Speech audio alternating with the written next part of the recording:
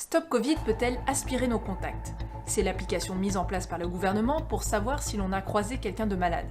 Et voici ce que disait Jean-Luc Mélenchon le 27 mai dernier devant l'Assemblée. Je bénéficie de ce privilège d'être à la tribune pour dire à tous ceux qui m'ont, dans leur annuaire, leur agenda, leur contact, de retirer mon nom immédiatement de leur téléphone si jamais eux prennent pour eux l'application Covid-19.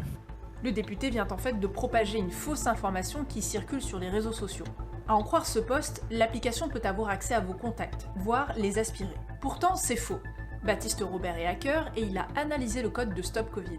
Sur Android, il y a un système de permission et on peut voir dans le code qui est en libre accès que l'application Stop Covid ne demande pas la permission d'accéder aux contacts. Donc ce n'est pas possible qu'elle aspire tous vos contacts. Autre fausse info relayée, Stop Covid serait déjà préinstallé sur nos téléphones. Alerte générale, l'appli Covid est installée d'office et activée sur tous les téléphones. L'ancien sénateur Yves Pozzo di Borgo partage même un tutoriel pour s'en débarrasser, provenant de la plateforme complotiste Wikistrike. Alors, il existe bien un système installé par défaut sur les appareils Apple et Android disposant d'une mise à jour récente, et cela s'appelle notification d'exposition. Ce dispositif de traçage a été créé conjointement par Apple et par Google dans le cadre du Covid-19. Et c'est vrai, les données récoltées peuvent être utilisées par une application mise en place par un gouvernement. Par exemple, la Suisse a lancé fin mai SwissCovid, première application basée sur le dispositif d'Apple et de Google. Mais ce n'est pas pareil pour la France. Stop Covid repose sur son propre système. Aucun lien donc avec celui préinstallé par les deux géants américains.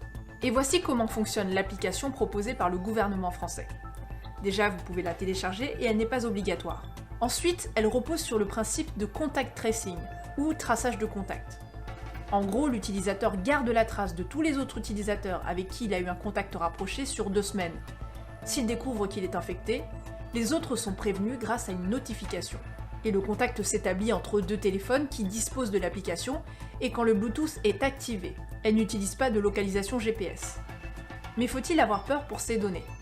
En effet, les données récoltées seront centralisées dans un même serveur supervisé par l'État. Même si le gouvernement a garanti leur anonymat, la Ligue des droits de l'homme s'inquiète de l'utilisation qui pourrait être faite, plus tard, de ces données.